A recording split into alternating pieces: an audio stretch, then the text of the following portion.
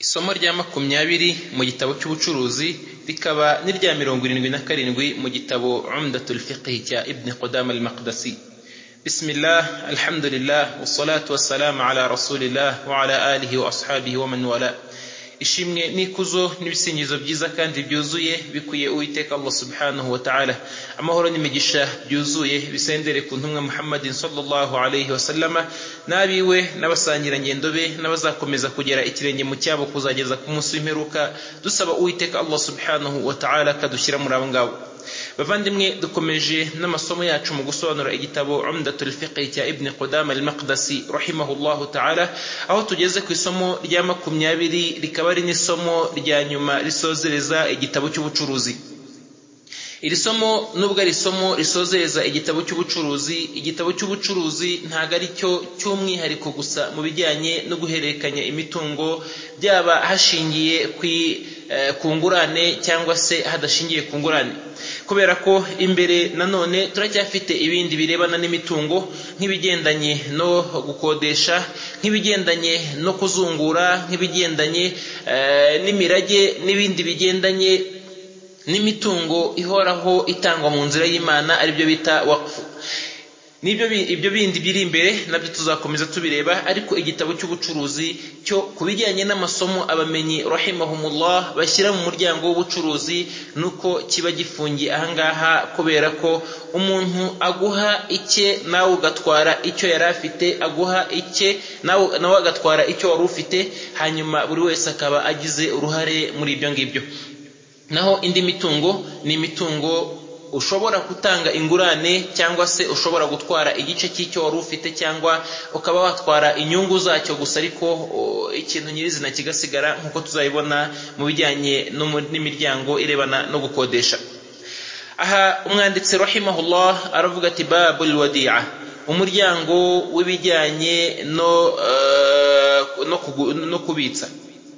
Kubitsa muri Islam ni umuryango waziriwe n'idini Islam, kubera yuko hari byinshi umuntu ashobora kugira adashoboye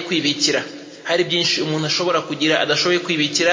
Bitewe n'impamvu zitandukanye. Ashobora kuba ari impamvu zigendanye n'umutungo ubwawo ku giti cyawo, nko kuba waba ari umutungo w'agaciro kandi we nta bubiko buhagije bw'uwo mutungo afite, cyangwa se bubitse burinzwe neza kandi bufite umutekano bwagenewe uwo mutungo.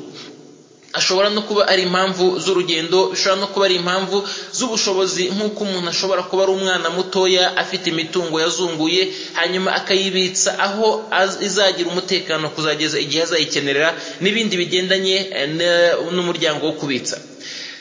Niyo mpamvu Ubuislamu kubw'ubwiza bwabwo n'agaciro kabwo bwaziruye umuryango wo kubitsa, bukanemerera n'umuyisilamu kubitsa umutungo we, yaba awubitsa mugenzi we cyangwa se awubitsa ibigo bibika imitungo, cyangwa n'ahandi hose hashobora kubika umutungo, ariko hari munsi y'inshingano z'umuntu, kuko amategeko arebana n'abantu, ntago amategeko arebana n'imisozi ngo ube wagenda ucukure umwobo mu musozi ushyiremo hanyuma uvuge uti ngiye kubahiriza amabwiriza n'amategeko yo kubitsa.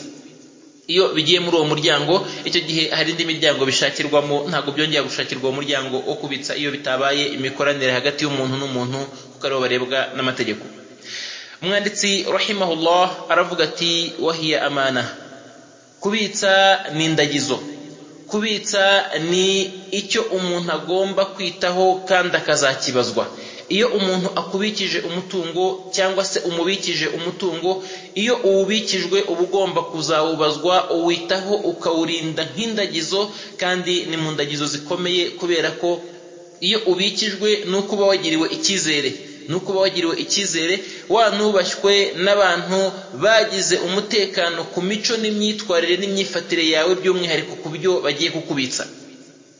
Bityo uba ugomba kuba nta makemwa, kandi ukaba inyangamugayo kuri bya bindi ubikijwe, kubera ko uba uzabibazwa na amana, indagizo umuntu azayibazwa haba ari hano ku isi arayibazwa, n'ejo ku munsi w'imperuka azayibazwa. N'utakaje amana, utakaje indagizo, abatakaje igice gikomeye cyane mu idini ye, kandi abanakomanze umwe mu miryango y'umuriro.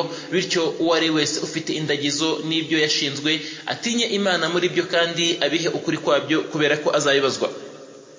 Umwanditsi rahimahullah kubyita ngo ni indagizo, nuko indagizo ifite amategeko nk'uko twabibonye tureba n'ibijyanye n'indagizo.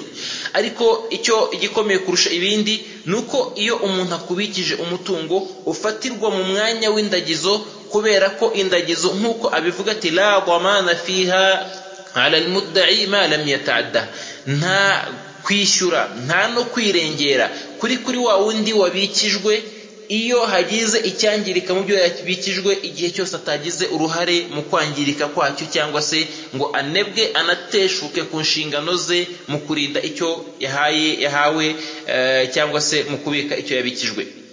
Iyo umuntu ahawe indagizo cyangwa se abikijwe, nk'uko twabivuze, ntago yishyuzwa icyangiritse iyo nta ruhare yabigizemo.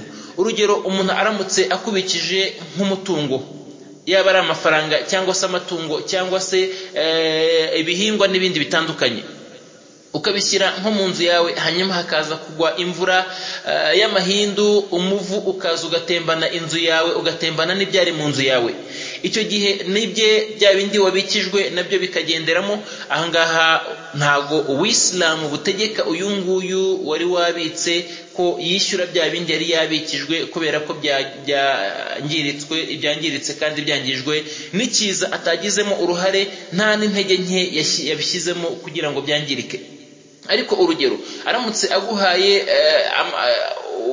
ibihingwa ngo ubimubikire, kubera ko ari weho ufite ububiko bushobora kubyakira, hanyuma warangiza ukabiraza hanze, abajura bakabitwara, cyangwa se yamvura utarabishyira mu bubiko, imvura ikaza igatemba, wabishyize hafi y'imigende cyangwa se n'imiferege migari y'amazi za ruhurura, hanyuma amazi akabitwara. Icyo gihe ibi turi buze kubireba imbere, kuko icyo gihe uba wateshutse ku nshingano, kandi uba wananebwe utanabihaye agaciro kabyo ngo ubihe ukuri kwabyo. Icyo gihe nibwo ubusabwa kwishyura ibyangiritse.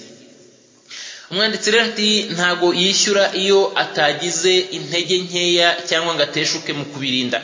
Naho iyo yateshutse kubirinda, nibyo umwanditsi rahimahullah akomeza imbere avuga ati wa illam yahfazha, naho iyo atabibitse fi hirz mithliha, atabibitse mu bubiko bwabyo kabuhariwe cyangwa se bwabugenewe. Ahangaha ni ibice mu bice agiye kuvuga rahimahullah bigendanye no guteshuka ku nshingano no gucika intege cyangwa se kunebwa mu kubika no kurinda umutungo umuntu aba yabikijwe. Aha rahimahullah kuvuga ngo kutabibika mu bubiko bwabyo bwabugenewe, bishatse kuvuga ko buri mutungo ari nako kuri ko buri mutungo ufite uburyo ubikwamo. Ntago uko umuntu abika igitabo ariko abika amafaranga, ntago uko umuntu abika imyaka ariko abika amatungo, ntago uko umuntu abika imyenda ariko abika izahabu, ntago uko umuntu abika ibati ariko abika urugero ikofi cyangwa se n'ikindi kintu gitandukanye. Buri kintu kigira ububiko bwacyo, kikagira n'uburyo kibikwamo. Ubwo buryo nibwo burebwa, hanyuma ubwo buryo bushingira ku kamenyero k'abantu no ku byo abantu baziranyemo bitewe n'aho bari, kubera ko ushobora gusanga hari aho ushobora kugera ugasanga uburyo abantu babikamo amatungo ari uburyo bubitse cyane cyangwa se bukomeye cyane, n'ahantu habugenewe harinzwe cyane kurusha uko wenda urugero babika imyaka, cyangwa se kurusha uko babika imyambaro, cyangwa se kurusha uko babika izahabu. Birashoboka cyane ugasanga kubera ko wenda aho ngaho agaciro k'iryo tungo cyangwa se ayo matungo bayagenera ahantu hadasanzwe abikwamo, ugasanga ariko bimeze. Nk'uko ushobora gusanga abantu uko babika urugero wenda ifeza bitandukanye n'uko babika amafaranga cyangwa se babika ikindi kintu icyo ari cyo cyose. Buri kintu kigira ububiko bwacyo n'uburyo bwacyo gifatwamo kugira ngo kibikwe, kubera ko ububiko gusa ntibuhagije kwitwa ububiko, ahubwo hari n'ibyo buba busabwa kugira ngo bwitwe ububiko bw'ikintu runaka. Ntabwo bikwiye ko umuntu ashobora gufata urugero imyaka ngo agende ayimene ahantu mu gikari mu butaka, hanyuma ngo avuga ati imyaka yawe narayibitse dore iri hariya, yaba ari ukubimena hasi cyangwa se kubishyira mu mifuka agarambika ku butaka. Ntabwo ubwo ari bwo buryo bibikwamo. Iyo agiye kubika urugero imyambaro, ntabwo afata imyambaro ngo agende urugero ayirambike kuri sima, kuko nyuma y'igihe gito niba ari ahantu hakonja iyo myambaro ishobora gutora uruhumbu ikangirika. Ni nk'uko na ya myaka nayo imungwa iyo atayibitse uko igomba kubikwa. Niba isabwa gushyirwamo umuti, icyo gihe nawo aba agomba kuwushyiramo, kubera ko aba ari igice mu bice bigize guhunika iyo myaka cyangwa se kubika icyo kibikwa runaka ahawe ko agiye kwitaho. Bityo iyo atabishyize mu mwanya wabugenewe, urwo ni uruhare rwa mbere rwo gutezuka. Aravuga ati aw mithli hirzi alladhi umira bi ihraziha fihi, cyangwa se hari igihe ashobora kubishyira ahabugenewe ariko akaba atariho yasabwe kubishyira. Urugero, umuntu ashobora kuba aguhaye imodoka ngo uyimubikire, ufite aho uparika amamodoka yawe, ariko akakubwira ati ngewe iyi yanjye ntago uri buze kuyishyira ahangaha, ahubwo uyibike muri kontineri, hanyuma weho ukagenda ukayiparika muri parkingi, bakaza bakayiba cyangwa se ikangirika cyangwa ikagira ikindi kibazo icyo cyose. Icyo gihe nubwo wayibitse ahabikwa ibikoresho nk'ibyo ngibyo cyangwa se imitungo nk'iyo ngiyo, ariko ntabwo wayishyize aho yagutegetse kuyishyira n'aho mwumvikanye kuyishyira.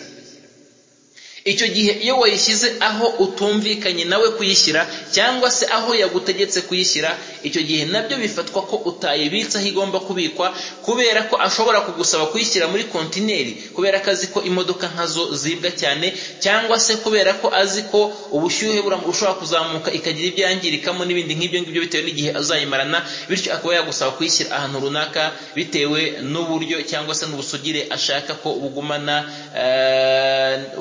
kuri wa mutungo we. Ni nk'uko nguko ashobora kukuzanira urugero amafaranga, akakubwira ati ugiye kumbikira aya mafaranga, ariko akakubwira ati uyabike urugero muri ya masanduku adasanzwe, cyangwa se uyashyire muri banki, hanyuma weho ukayajyana mu cyumba aho ubika undi mutungo wawe. Mu cyumba ni ahantu hizewe ho kubika amafaranga, ariko iyo mwumvikanye ko yashyira muri banki urugero, cyangwa se akakubwira n'ubwoko bwa banki uyishyiramo, akakubwira tushyire muri banki runaka, weho ukajyana mu yindi ushaka, icyo gihe ntago uba washyizeho mwumvikanye. Hagize ikibazo kibaho, iyo banki igahomba cyangwa se hakagira ikindi kibazo kibaho, nko kuba abajura bashobora kuyiba muri iyo banki, bya bindi bita ngo ni abajura b'ikoranabuhanga, bakaba bashobora kuyatwara. Icyo gihe weho uba ugomba kwishyura, kubera ko aho mwumvikanye ntago ariho wabishyize. Umwanditsi rahimahullah aravuga ati aw tasarrafa fiha li nafsihi, cyangwa se umuntu akakubitsa umutungo, wa mutungo ukawukoresha mutarabyumvikanyeho. Umuntu araje akubikije imodoka, arakubwiye ati iyi modoka iyimbikire, ngiye ku rugendo, nzagaruka nyuma y'icyumweru. Hanyuma yamara kuhatsimbura, kubera ko yagusigiye n'imfunguzo, ukaba urirukanse urayogeje, ugiye mu bukwe cyangwa se ugiye gutembera cyangwa ugiye kuyikoresha mu gikorwa utamubwiye, mutanumvikanye. Yaje kuyiparika iwe kubera ko ariho hari parkingi, hanyuma weho ugiye kuyikoresha mu kazi kawe cyangwa se ugiye kuyikoresha mutabyumvikanyeho, nta n'uburenganzira wamusabye. Icyo gihe uba wishe amabwiriza. Uramutse ugize impanuka muri rwa rugendo, icyo gihe uba ugomba kwishyura cya gikoresho wangije. Ni nk'uko nguko akubikije umwenda, hanyuma weho wa mwenda yakubikije ukajya urugero urarana, cyangwa se abashyitsi baba bagusuye mu rugo, ukavuga uti n'ubundi sindi busohoke mu rugo, kandi uyu mwenda ni umwambaro mwiza, reka mwambare ngaragare neza imbere y'abashyitsi banjye.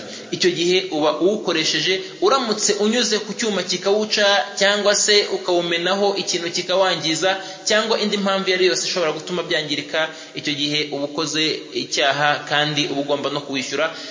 Hamwe no kuba ibyo bikorwa wakoze atari ibikorwa biranga ubunyangamugayo, ntibikwiye ko umuntu akubitsa umutungo nko kukubitsa nurangiza ngo uwukoreshe, cyangwa se uwungukemo, cyangwa se uwutize, cyangwa uwiratane, cyangwa uwugaragaze. Ibyo byose ntago bigendanye no kubitswa n'ubunyangamugayo. Bityo umuyisilamu yatakaje ubunyangamugayo aba agomba kwirengera ingaruka zabyo. Umwanditsi rahimahullah aravuga ati aw khallataha bima la yatamayyazu minhu, cyangwa se wa mutungo akawuvanga n'ibyo udashobora kuvangurwa nabyo. Umuntu ashobora kuguha amasaka, umufuka w'amasaka ngo uwumubikire, warangiza wa mufuka w'amasaka ugiye kumubikira ukagenda ukawuvanga n'andi masaka, cyangwa se n'amasaka ukayavanga n'uburo, cyangwa se ugafata ibishyimbo ukabivanga n'ibigori, ari ibintu byinshi. Urugero ufite aguhaye nka toni 3 ngo uzimubikire, ukagenda ukajya kuzimena mu kigega cyari kirimo ibishyimbo. Ahangaha ubuvanze n'ibyo kubivangura bitari buze gukunda. Ni nk'uko ashobora no kuguhereza urugero umutobe runaka ukawuvanga n'undi mutobe, cyangwa se akaguha amata ukayavanga n'amazi, n'ibindi byose bidashobora kuvangurwa. Iyo uvanze n'ibidashobora kuvangurwa, ibyo ni nko kuwangiza, uba ugomba kuwirengera kubera ko uba wangije aho ngaho. Umwanditsi rahimahullah mu gukomeza kuvuga bimwe mu bijyanye no guteshuka ku nshingano zo kurinda icyo wabikijwe, aravuga rahimahullah, aravuga ati au akhrajaha liyunfiqaha thumma raddaha, cyangwa se uramutse wabikijwe umutungo ukawusohora ufite umugambi wo kujya kuwutanga, ugiye kuwutanga, ntugiye kuwusubiza nyir'ukubitsa, ntabwo ugiye kubikuza, ahubwo ugiye kuwuha undi muntu. Nko kuba umuntu urugero ashobora kukubitsa, impamvu dutanga ingero kuri buri kintu no kugira ngo buri muntu abashe kumva ishusho y'icyo kintu, ataza kukitiranya n'ikindi. Urugero, umuntu ashobora kukubitsa intebe mu rugo, hanyuma hakagera igihe mwumvikanye ko uzazimubikira igihe kingana n'umwaka, mushobora no kuba mutumvikanye n'igihe, ibyo ntacyo bitwaye. Hanyuma hashira igihe ugashaka ukabona umuntu ufite ikibazo cy'intebe, ukazisohora ushaka kuzimuha, wagera mu nzira ukibuka ko izi ntebe zari indagizo, bitanakwiye ko utanga indagizo y'abandi, ugasubira mu rugo uzijyanye. Ushobora no kuba waribagiwe ko atari zawe, nko kuba ushobora kuzishyira mu bubiko bw'ibintu byinshi, hanyuma umuntu akaza, urugero nk'abantu by'umwihariko bakora mu bintu biba bifitanye isano, cyangwa se biba bisa nkaho bifitanye isano n'imyanda ariko atari imyanda, ari imitungo.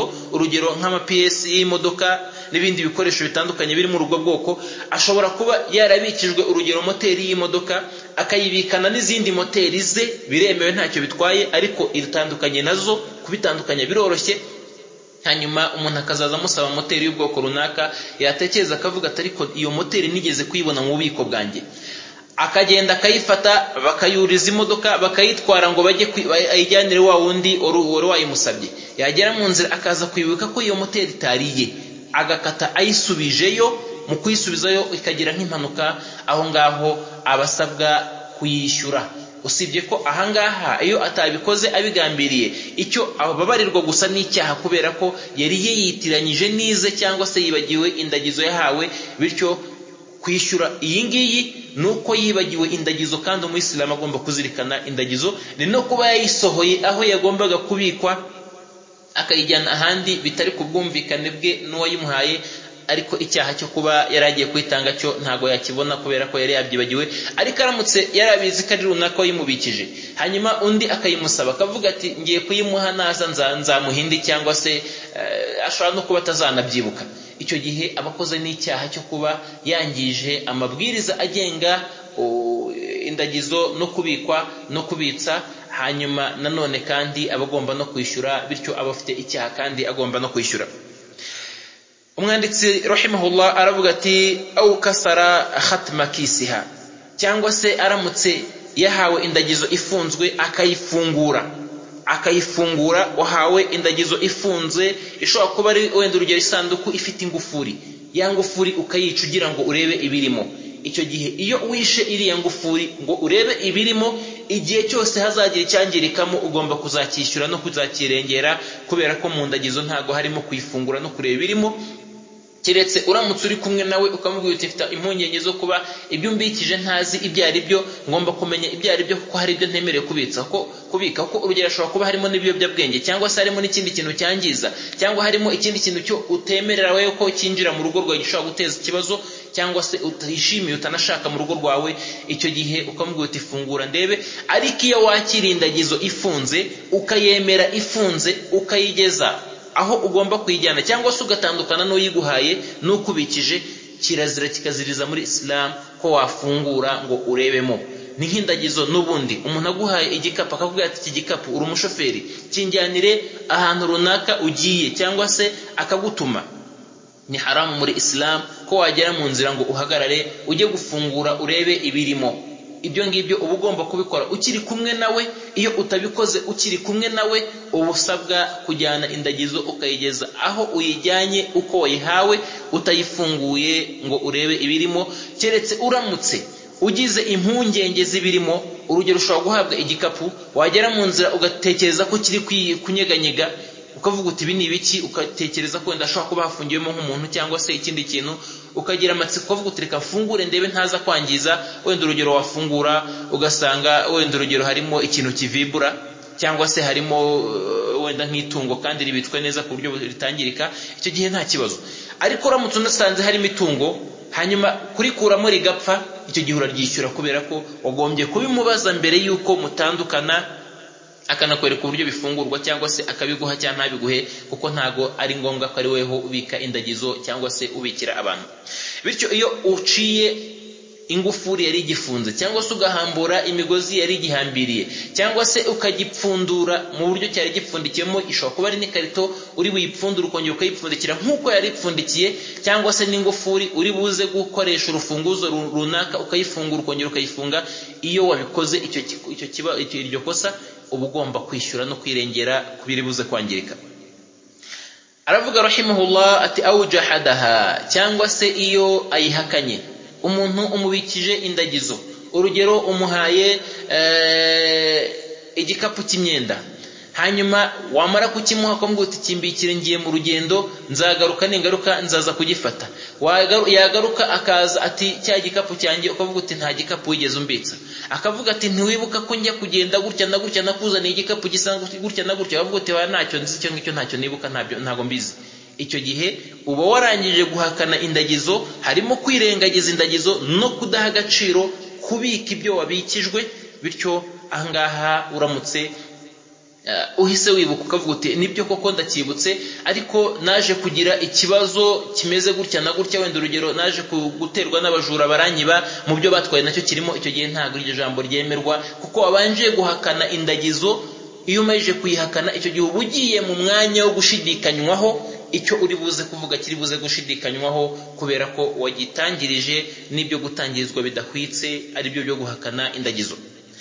Umwanditsi rahimahullah aravuga ati aw imtana min raddiha 'inda talabiha ma'a imkanihi, cyangwa se aramutse aje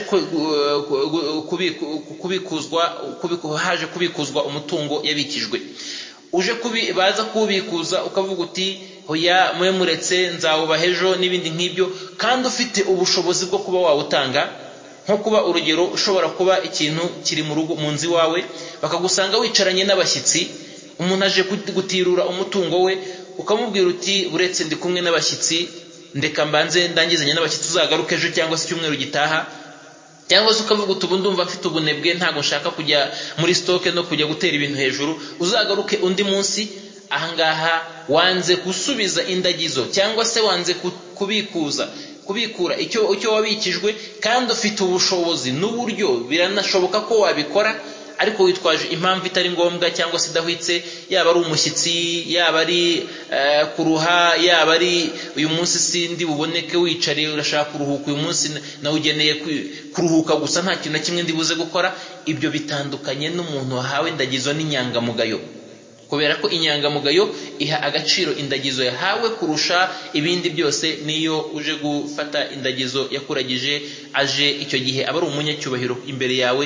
Nk'uko umucuruzi uramutse uri gucuruza waha agaciro umuguzi, ni nkako ni ukurenzaho uba ugomba guha agaciro wa wundi wakuragije indagizo zo igihe aje kuyifata.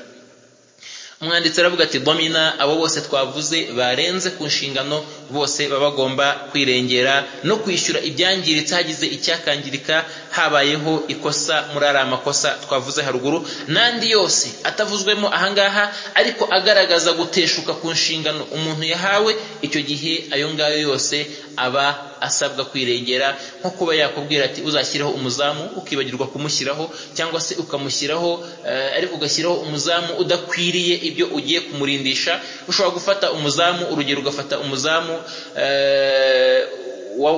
ubana n'ubumuga kandi ugiye kumurindisha ikintu gisaba imbaraga no guhangana n'ibisambo n'inyamaswa n'ibiki byose, icyo gihe hagize icyangirika ntabwo byitwa ko wakoze icyo ugomba gukora kugira ngo ubike umutungo. umwanditsi rahimahullah aravuga ati wa in qala ma awda'tani thumma da'a talafaha aw raddaha lam yuqbal minhu. Aha nicyo twavuzeho gato. Uramutse ubikije umuntu umutungo, waza kuwufata ahubwo ati nta kintu na kimwe yigeze umbitsa, sinkuzi nanjye ntunzi, ntitukamenyane, ntukanampimbire, nta naho mpuriye nawe. Hanyuma yarangiza nyuma akavuga ati ndabyibutse koko wigeze kuwumbitsa ariko uwo mutungo wawe waranangiritse kwanza. Icyo gihe iyo aje muri ubwo buryo yatangiye ahakana uwamubikije ko atamuzi, nta nawe yigeze ahura nawe, cyangwa se ahakana ko nta mutungo yigeze abitswa, cyangwa se ko umutungo runaka mu mitungo yigeze imugera mu maso atanawuzi kwanza, nta nawe yigeze ahurira nawo. Icyo gihe iyo ahereye guhakana umutungo hanyuma yarangiza akavuga ati nibyo ndabyibutse ariko warangiritse, cyangwa se akavuga ati nibyo wari warawumpaye ariko narawugusubije, ahangaha ntago iryo jambo rye ryemerwa. Umwanditsi avuga ngo lam yuqbalu minhu, ntago iryo jambo ryemerwa kuko yabanje guhakana umutungo, arangije ashaka kwibonera ubundi busohokero bundi bwo gusohoka mu gusubiza umutungo yahawe kubera ko ibimenyetso byamufashe. Kuko ashobora kuvuga ati uyu mutungo simbizi nawe sinkuzi. Mu gihe tugezemo ugasanga hari nk'ibifata amashusho byamufashe bikagaragaza, cyangwa se bakagarura amashusho aza kubitwa cyangwa se yakira, akavuga ati ndabyibutse nibyo koko ntabwo nabyibukaga ariko uyu mutungo narawugusubije, nanjye ibuka ahantu runaka twahuye nkawuguha, cyangwa ntumyeho umuntu ngo nkumuhenda w'umuha ariko simwibuka. Icyo gihe ntabwo iryo jambo rihabwa agaciro. Icyo gihe aba asabwa kwishyura umutungo ko yatangiye ahakana. Naho aramutse uje ukihagera akakubwira ati umutungo wawe ariko narawuguhaye, weho ukavuga uti umutungo ntawo wampaye, nk'uko twabibonye mu bijyanye n'indagizo. Icyo gihe iyo mugiye imbere y'amategeko, uyu nguyu wemeza ko umutungo adashidikanya ari naryo jambo yahereyeho, akavuga ati umutungo wawe narawuguhaye, amafaranga yawe wambikije narayakwishyuye, nubwo ntibuka umunsi ariko ubyibuke ko nayakwishyuye ahantu runaka. Icyo gihe ijambo rye rihabwa agaciro ko yawe yakwishyuye, weho wibagiye ko wishyuwe icyo wari waratanze nk'indagizo, indagizo yawe warayitwaye. Aha ijambo rye rihabwa agaciro kandi rikanahabwa umwanya, bitandukanye no kuba yabanza guhakana. Iyo abanje guhakana, icyo gihe aba agiye mu mwanya wo gukemangwa, icyo gihe ntabwo ijambo rye rigira agaciro. umwanditsi rahimahullah aravuga ati wa in qala ma laka indi shay'un thumma da'a raddaha aw talafaha qubila minhu. Ati noneho aje waza ukamubaza uti narinje gutirura igikapu cyanjye, akakubwira ati nta cyawe, nta mutungo wawe ngira hano, akakubwira ngo nta mutungo wawe ngira hano. Iryo jambo gutyo Uislamu buha agaciro amagambo, na buri jambo buriha agaciro bitewe n'uburyo ryubakitse n'uburyo rivugitsemo. Bitanduka umuntu kuko wamubwira uti narinje gutirura igikapu cyanjye, narinje gufata cya gikapu nakubikije, akakubwira ati nta mutungo wawe uri hano.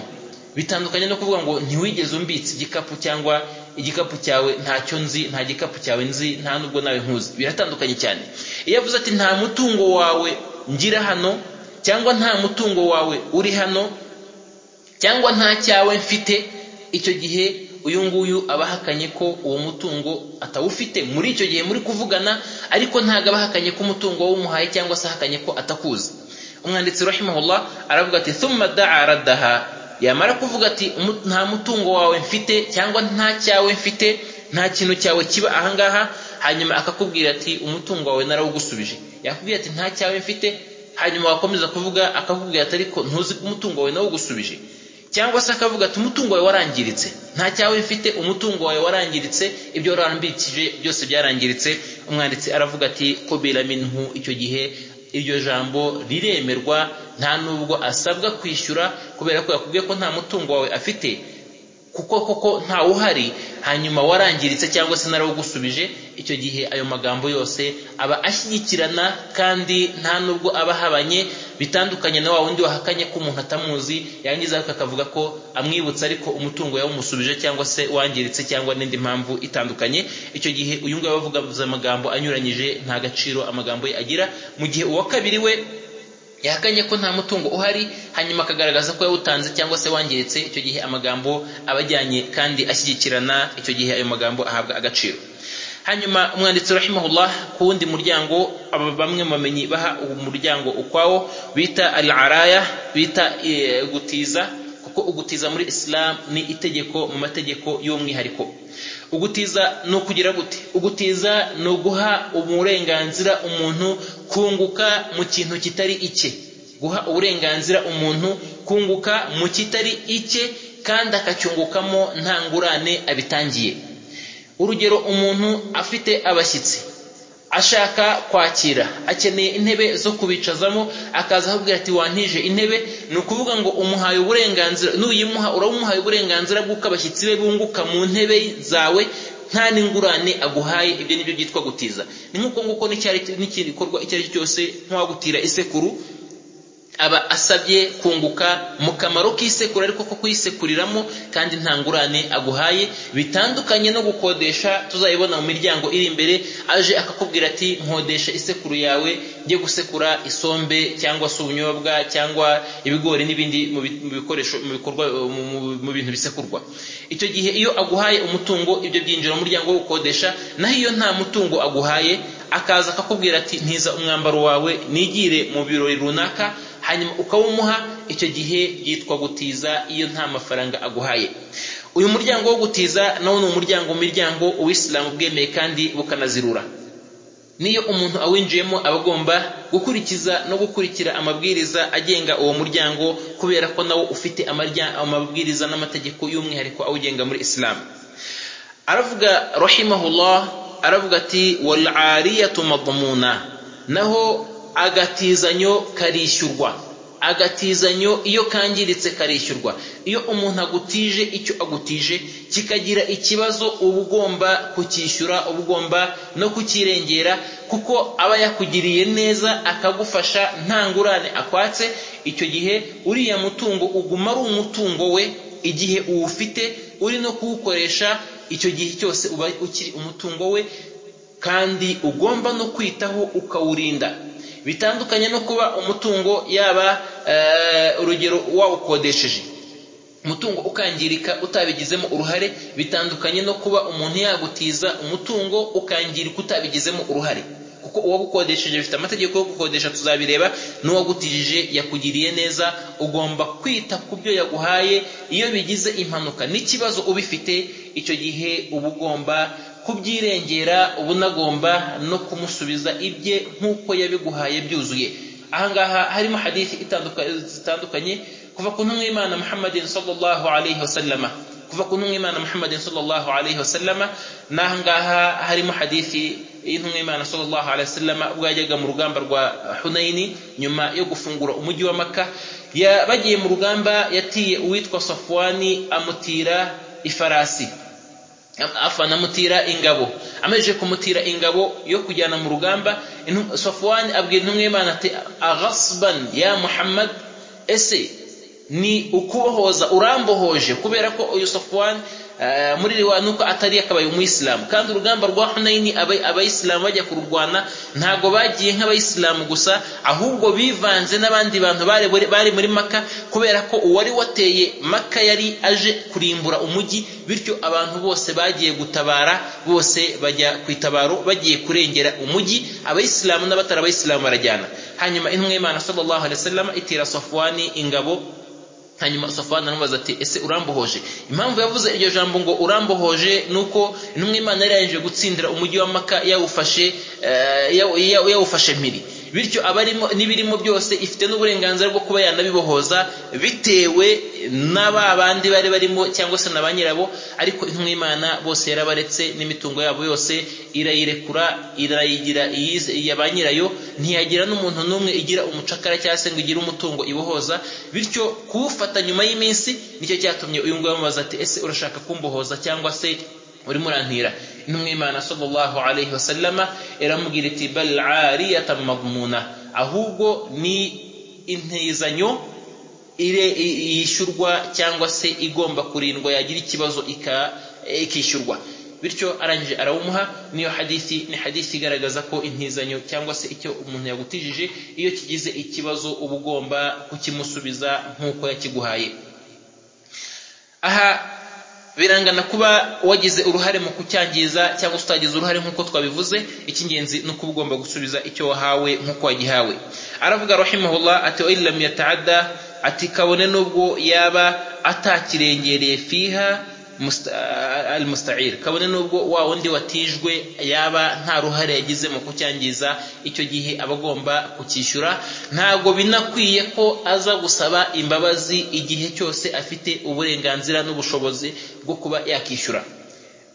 Uislamu ntago bugena ko iyo umuntu urugero agutije ikintu kikangirika, ntago bikwiye ko uza kumusaba imbabazi no kuza kumuganiriza no kumuganyira ku cyabaye, ahubwo uba ugomba kuza kumwiseguraho uzanye n'icyo yagutijije, warangije kubona ingorane yacyo igihe ugifitiye ubushobozi, nta n'ingorane zikabije ziri mu kuba wabona ingorane yacyo.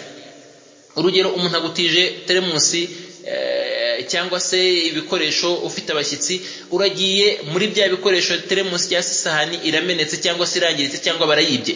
Aha iyo ufite ubushobozi bwo kuyishyura ntago ari byo, nta nubwo ari ubunyangamugayo ko uza umuntu wagutije intebe 20 nguze umugera imbere umubwira uti rwose nyakubahwa mbabarira, twaraye duteye n'abajura, koko bya bintu byo babyibye rwose nyihanganira, mbabarira, mfasha rwose unyumve.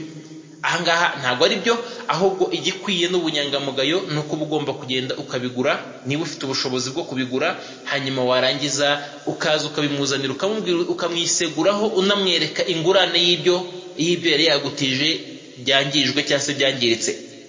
Ahangaha ni na ngombwa ko nanone twibutsa ko muri Islam bidakwiye ko umuntu yihutira gutira kuri cya kindi afite ubushobozi bwo kubona mu buryo bumworoheye, nk'abandi bagira umuco wo kubika ibyabo no gukoresha ibya bagenzi babo bitwaje umuryango wo gutira. Ugasanga umuntu ikintu aragifite ariko icye arimo kukibika ngo kidasaza, akajya gukoresha icya bagenzi be. Ibyo ngibyo ni haramu muri Islam. Uba ugomba gukoresha icyawe, ukita ku cyawe, ukirinda gutira, kuko uko ukunze icyawe ni nako bagenzi bawe bakunze ibyabo.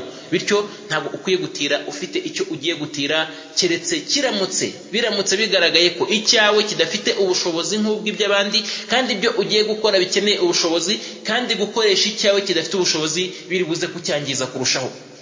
Ndatanga urugero kugira ngo byumvikane. Umuntu ashobora kuba agiye mu misozi irimo imihanda mibi, afite imodoka ye y'ivoitiri ntoya itaragenewe kugenda mu misozi, hanyuma yakenera kujyayo akareba umuntu ufite imodoka y'ijipe iri hejuru ikururira hane, ifite imbaraga zigenda muri ya misozi, yanabugenewe kugenda muri ya misozi, akaza akamubwira ati ngiye mu misozi ariko ivoitiri yanjye ntago ishoboye kuhagenda, wantijije imodoka ye ifite imbaraga zo kugenda muri ya misozi. Ahangaha ati iyi modoka afite imodoka ariko imodoka ye ntago ari yagenewe iyo misozi, bityo ni impamvu ifatika igaragaje ko agomba gukenera icyo kindi adafite kugira ngo abe ari cyo akoresha. Ariko aramutse agiye ahantu, urugero agiye i Cyangugu, aturutse wenda urugero i Kigali, agiye i Cyangugu afite ivoitiri, akajya gutira ivoitiri kubera ko urugendo ari rurerure, bityo imodoka ye yere gukomeza gucika intege, cyangwa amavuta adasaza vuba, cyangwa amapine atasaza, cyangwa n'izindi mpamvu zidahwitse zigaragaza ubugugu no kubikeka utwawe no gushaka kwangiza ibya bagenzi bawe. Ibi ngibi ni haramu muri Islam. Hanyuma iyo atari uwo muryango ugendeyemo, ari umuryango gusa wo kuba udashaka gura igikoresho ukeneye gusa kugira ngo ushaka gukoresha ibya bagenzi bawe gusa kandi uzi ko ari igikoresho ukenera, icyo gihe byo ntabwo biba ari byiza, ariko byo ntabwo ari haramu.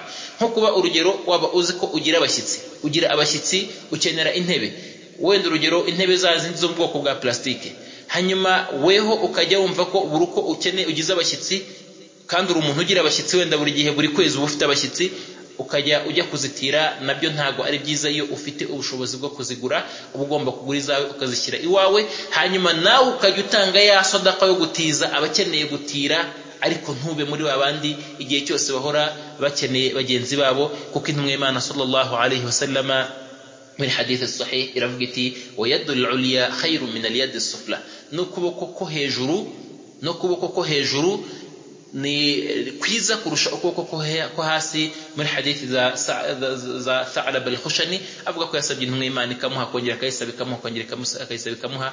intumwa y'Imana irangije imugira inama, no muri izo nama yamuhaye yamubwiye ko ukuboko gutanga ariko gufite agaciro n'icyubahiro imbere y'Imana ni byiza mu bantu kurusha kwa kuboko kwakira, guhora kwakira. bityo umuyisilamu yirinda kwakira, agaharanira kuba mu batanga uko abishoboye kose.